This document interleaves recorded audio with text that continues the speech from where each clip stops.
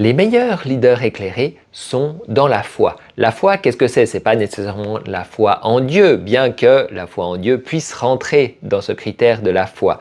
Puisque la foi, qu'est-ce que c'est? C'est la certitude que quelque chose existe ou que quelque chose va se passer sans avoir de preuves.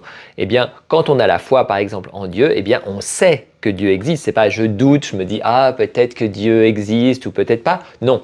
J'ai la foi, je sais que Dieu existe, même si je n'ai pas de preuves.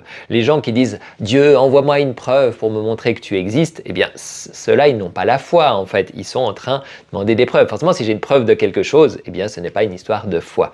Et dans notre vie, avoir la foi, c'est savoir que quelque chose peut se passer, va se passer. Et en fait, on a beaucoup la foi. Vous avez la foi, généralement, quand vous marchez, vous savez que le prochain pas, vous n'allez pas vous écrouler. Je fais un pas devant l'autre. Quand je fais ce geste, je sais que je vais le faire et que ma main ne va pas tomber, ne va pas passer en morceaux, se casser et autres. J'ai la foi que je peux faire certains mouvements. J'ai la foi que je peux vous parler et que je peux dire des mots que vous allez comprendre. Donc, comme vous voyez, on a la foi pour plein de choses. Mais en fait, eh bien, il y a plein d'autres choses où on n'a pas la foi. On peut se dire « Ah, je vais peut-être réussir », mais on n'a pas cette foi de se dire « Ok, ça, je vais y arriver ».